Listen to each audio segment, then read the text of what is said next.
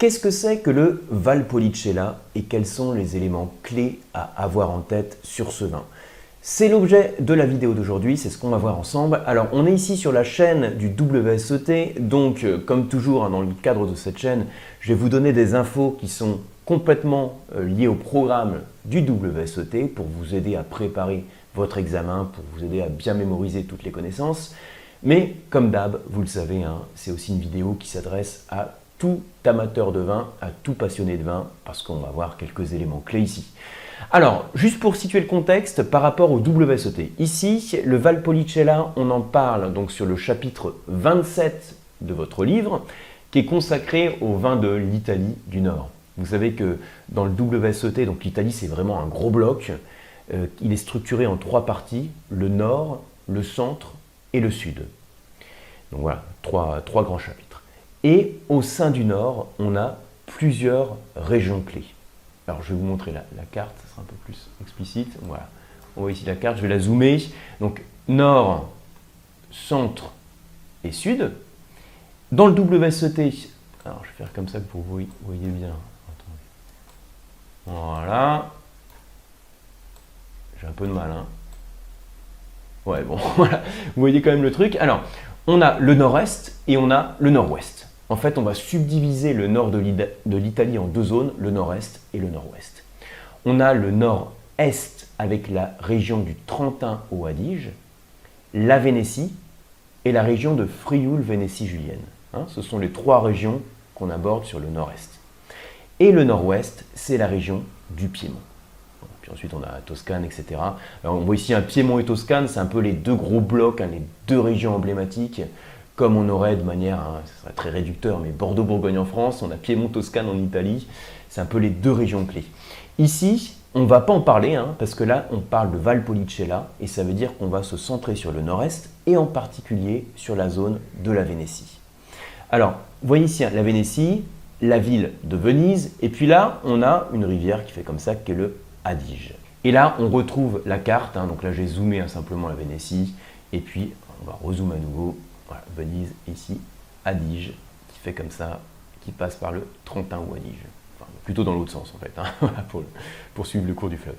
Alors, dans cette vidéo, je ne vais pas vous parler de l'IGT Veneto, qui est une vaste zone, donc IGT comme 20 pays, Indicazione Geografica Tipica, donc l'équivalent des IGP français ou anciennement 20 pays. Donc qui donne des vins sur le fruit, généralement assez simples, sans grande prétention. Je ne vais pas non plus vous parler de l'appellation Soave que vous voyez ici, je vais quand même vous la montrer sur la carte. Voilà, Soave avec Soave Classico. Donc Soave, on est sur une zone de vin blanc à base du cépage Garganega. Je ne vais pas le développer ici, on va rester sur Valpolicella. Ici, on va donc parler de Valpolicella. On voit ici la zone Valpolicella et sur la partie ouest, la zone de Valpolicella Classico. Pour vous le situer, il faut bien voir qu'on a la partie sud de l'appellation qui va longer le cours de l'Adige et la partie nord, alors c'est pas représenté ici, mais c'est une zone montagneuse, on va être sur les contreforts des Alpes, donc il y a de la montagne.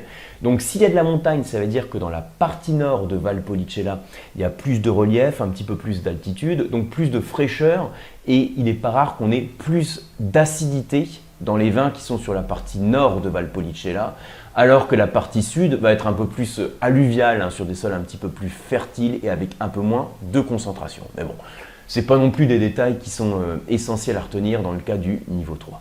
Ce qui est essentiel à retenir, c'est déjà le cépage. Le cépage principal, en tout cas le cépage à connaître dans le cas du niveau 3, c'est le Corvina. Quand on vous dit Valpolicella, il faut absolument penser au cépage Corvina. Et puis, quand on vous dit cépage Corvina, il faut penser à des vins qui sont pas trop forts. Pas trop fort, c'est pas du tout un terme du niveau 3, mais je vous le dis pour comprendre un peu l'idée. Pas trop fort, ça veut dire que les tanins sont généralement faibles à moyens et l'acidité est bien présente, on va la qualifier même d'élevée. Donc acidité élevée, tanin faible à moyen. Il faut savoir que le Corvina, c'est un cépage qui a une peau fine. Et qu'est-ce que ça veut dire quand on a une pellicule comme ça qui est fine? Ça veut dire qu'on a un cépage, quand on le met en macération avec le jus, qui a le rapport peau sur jus qui est en faveur du jus, quand la peau elle est fine.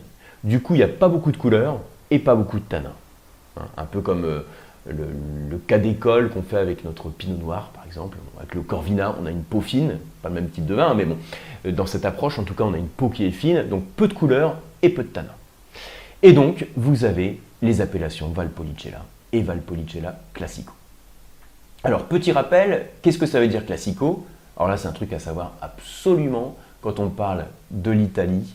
Vous avez sur certaines appellations la notion de Classico, comme on a ici Soave Classico, Valpolicella Classico. Ce sont des zones au sein de l'aire d'appellation qui sont des zones historiques. Hein. Ce sont les zones en fait, qui sont couvertes historiquement par l'aire d'appellation. Voilà. Donc en général, c'est là qu'on va retrouver les vins les plus concentrés, hein, sur les zones de Classico. Mais bon, on reste sur du Valpolicella. Donc quand on vous dit Valpolicella, pensez à un vin plutôt à boire dans sa jeunesse, le vin, hein, pas le dégustateur, avec des tanins qui sont peu présents, donc faibles à moyens, et puis qui va donner des notes de fruits rouges, hein, comme des notes de cerises par exemple. Donc ça, c'est le premier truc à avoir en tête et que je voulais vous transmettre au sein de cette vidéo. On va recentrer la carte. Valpolicella, Valpolicella Classico, élaboré à partir du cépage Corvina, des vins sur le fruit à boire dans leur jeunesse. Mais alors, il y a aussi quelque chose que vous devez connaître quand on parle de la zone de Valpolicella. On ne va pas s'arrêter là parce qu'il y a un cas particulier où on va avoir des vins qui vont avoir du corps. Donc, du corps bien présent en vocabulaire WSOT, c'est des vins charpentés. Et comment on va faire pour, à partir de notre modeste Corvina, pouvoir obtenir des vins corsés? Eh bien, on va faire en sorte d'avoir le cépage Corvina qui soit concentré. Et pour ça, on va le sécher. On va faire sécher les baies de raisin pour les concentrer en sucre. C'est ce qu'on appelle le passeriage. Donc quand on vous dit Vénétie, quand on vous dit Valpolicella en tout cas, pensez aussi au passeriage. En italien, on appelle ça le passito. Donc le vino passito, c'est le vin qui est issu d'un passeriage. Donc dans le cas du Valpolicella, c'est un passeriage hors souche, pas facile à prononcer vite, ça veut dire qu'on on cueille les raisins plutôt, on les fait sécher à l'intérieur, par opposition au passeriage sur souche ou qui est fait sur pied. Voilà. Donc quand on vous dit Vénétie, pensez aussi à passeriage. Donc au-delà des vins qui sont classiquement fruités et légers dont j'ai parlé à l'instant, on va apporter de la structure en concentrant les baies grâce au passito dit passeriage. Et vous avez 3 appellations à connaître. Vous avez la DOCG Amarone della Valpolicella, la DOCG Recioto della Valpolicella et une DOC Valpolicella Ripasso. Alors, qu'est-ce que c'est la différence entre ces 3-là? Je vais vous la donner tout de suite de manière simple, tout en vous donnant tous les détails qu'il faut savoir quand même pour le niveau 3. Alors, le principe, pour la marronnée, on fait en sorte de vendanger les raisins, souvenez-vous, c'est le passito, donc on récolte les raisins, on les récolte plutôt tôt dans leur processus de maturation. Alors pourquoi d'après vous? Si je les récolte assez tôt, c'est pour faire en sorte de préserver leur acidité. Comme ça, suite à la fermentation, ce jus acide que j'ai dans le raisin, donc suite à la fermentation, je vais avoir un bon niveau d'acidité dans le vin, et ça contribue à l'équilibre du vin. Bien. Alors, on récolte les raisins assez tôt, on va les passerier, hein, donc on va faire notre passeriage qu'on fait en intérieur. Donc le principe du passeriage, c'est que la baie, elle sèche, elle se flétrit, elle perd l'eau en fait, et donc elle se concentre en tout ce qu'elle possède, c'est-à-dire dans ses sucres, également dans ses arômes, les arômes et les saveurs. Okay, donc ça, elle se sèche. On la laisse comme ça sécher jusque l'hiver d'après, voire au-delà. Et ensuite, ces baies qui sont concentrées, on va les mettre en fermentation alcoolique. Alors, vous imaginez, hein, quand il y a comme ça une baie qui est très sucrée, la fermentation alcoolique, elle est assez laborieuse, elle est assez lente. Hein, déjà, ça démarre lentement, elle se fait lentement parce qu'il y a un milieu qui est concentré en sucre. Et quand elle s'achève, cette fermentation alcoolique, dans le cas de l'amarone, eh bien, retenez qu'il reste un petit peu de sucre résiduel. Un petit peu, mais pas beaucoup. Donc en vocabulaire WSET3, on sera sur un vin qui va se goûter pas tout à fait sec. Hein, on perçoit un petit peu de sucre. En termes de style de vin, là pour le coup, je vais pouvoir avoir des vins corsés, ce que je n'avais pas sur un Valpolicella classique. Donc je vais avoir un vin corsé, on va dire charpenté, en vocabulaire WSET, avec un niveau d'alcool fort et des tanins moyens à puissants. Donc on va vraiment concentrer la baie pour pouvoir partir sur un style de vin où on part d'un vin classiquement fruité léger à un vin qui peut être charpenté, avec ses saveurs légèrement, des notes épicées, des notes de fruits rouges, de cerises, etc. Et sur ce vin, dans l'Amarone, on va faire un élevage en fût. Donc ça, c'est l'Amarone della Valpolicella. Du coup, la question que vous posez, c'est quelle est la différence avec le Recioto? Eh bien, retenez que la différence qu'on a entre les deux, c'est que le Recioto, c'est la version du Passito. Dans tous les cas, là, on parle de Passito. C'est la version du Passito, mais qui va être en doux. En doux, c'est-à-dire qu'il y a le sucre résiduel. L'Amarone n'est pas tout à fait sec et le Recioto est en doux. Alors, pourquoi il est en doux? Eh bien, c'est parce qu'on parle d'un raisin qui va être encore plus concentré en sucre. Alors, la fermentation va être laborieuse, elle est lente quand il y a un milieu très concentré en sucre. Du coup, la fermentation, elle s'arrête avant la fin. Et au final, j'ai un vin qui est doux. Alors, le vin est doux. Comme l'Amarone, c'est un vin qui est charpenté. Comme l'Amarone, c'est un vin qui a un niveau d'alcool fort. Et comme l'Amarone, on a des fruits qui vont être, enfin des saveurs qui vont être plutôt intenses. Ces notes de fruits rouges intenses. Et puis, comme l'Amarone, on a une structure tannique qui est bien marquée, bien présente, de moyen à puissant. Ok?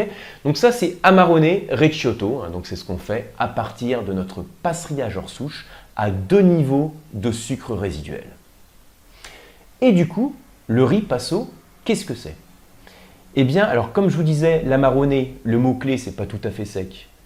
Et le mot-clé de Recioto, c'est doux. Le mot-clé pour ripasso, ça va être, on va dire, recyclage. C'est un vin rouge de recyclage. En fait, l'idée, c'est qu'on va on va utiliser les peaux, les pellicules de raisin qui sont dans l'Amarone. Donc dans l'Amarone, en fait, on soutire la cuve et on va récupérer ces peaux.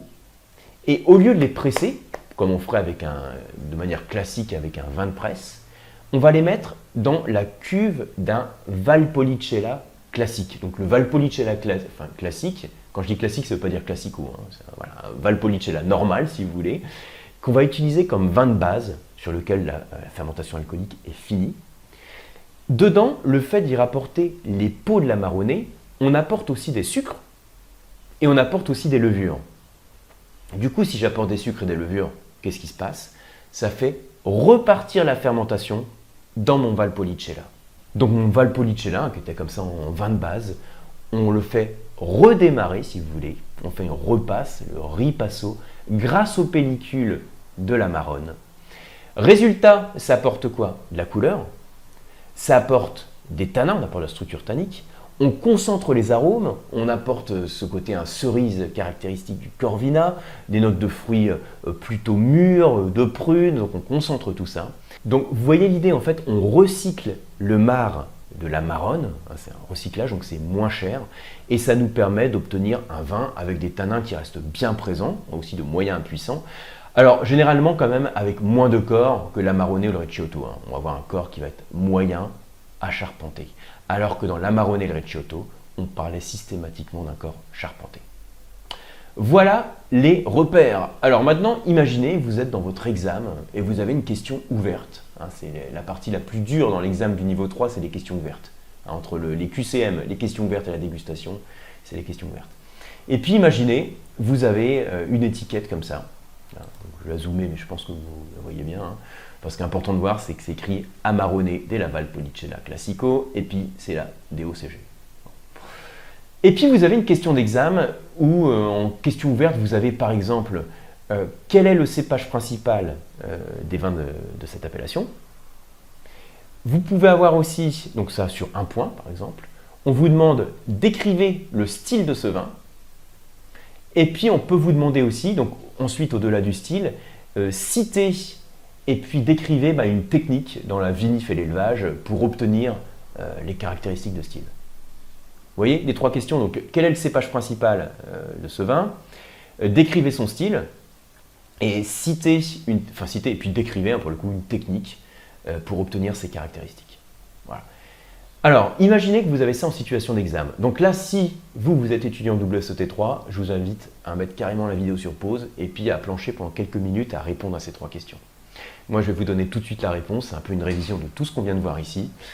Le cépage principal, c'est le Corvina. Donc en général, c'est 1 point sur cette question. On vous indique le nombre de points, donc pas la peine de partir sur des descriptifs du cépage. Là, on vous demande simplement quel est le cépage. Le Corvina, enfin le cépage principal, le Corvina. Décrivez le style de ce vin. Donc le style, en termes de niveau de sucre, souvenez-vous, on est sur un vin pas tout à fait sec. Alors que le Recioto était doux, là on est sur un vin pas tout à fait sec. Donc vous ne plantez pas déjà sur le niveau de sucre. Le corps, il est comment? Charpenté. Alors, on a dit que c'est bien puissant comme il faut, donc corps charpenté. L'alcool, il est comment? Fort. Et les tanins, moyens à puissants. Donc là, j'ai décrit vraiment toutes les caractéristiques du profil gustatif. Le corps, l'alcool, les tanins et le niveau de sucre. Voilà, les caractéristiques principales sur lesquelles on insiste, en tout cas sur le niveau 3. Donc qui sont celles à connaître pour l'examen. Et puis il nous reste à parler des arômes aussi. Donc vous pouvez parler des arômes, des notes épicées, on a parlé tout à l'heure, des notes de fruits rouges intenses, des notes de cerises, par exemple. Donc là, on a décrit le style de ce vin. Et puis ensuite, vous pourriez avoir une question qui est, j'avais dit quoi, citer une technique de vinif, ou décrivez une technique pour obtenir ces caractéristiques. Et donc là, vous allez dire que ce vin, c'est un vin passito, donc ça veut dire qu'il est élaboré à partir de raisins passeriers. Et donc là, vous pouvez continuer pour montrer que vous savez ce que c'est que des raisins passeriers, c'est-à-dire des raisins qui sont récoltés et séchés hors souche, donc séchés en intérieur. Alors pourquoi on fait ça? Dans le but de concentrer dans les baies les sucres, les arômes et saveurs. De plus, les raisins sont récoltés suffisamment tôt pour bien préserver leur niveau d'acidité. Donc là, on a insisté sur la technique du passito qui contribue à ces caractéristiques. Vous voyez un petit peu l'approche. J'espère que cette vidéo va vous aider, en tout cas vous permettre de remémorer un petit peu ces connaissances, si vous êtes étudiant en WSET3, et puis si vous êtes simplement amateur passionné de vin, eh bien j'espère que ce sont des connaissances qui vont vous servir dans vos prochaines dégustations. Merci, à bientôt, et si ce n'est pas encore fait, merci de rejoindre ma newsletter presque quotidienne dans laquelle je vous partage pratiquement quotidiennement des astuces autour de la dégustation pour vous aider à progresser. C'est le premier lien qui se trouve en description et je vous retrouve également sur les certifications sur le site lecoam.eu. Merci et à bientôt.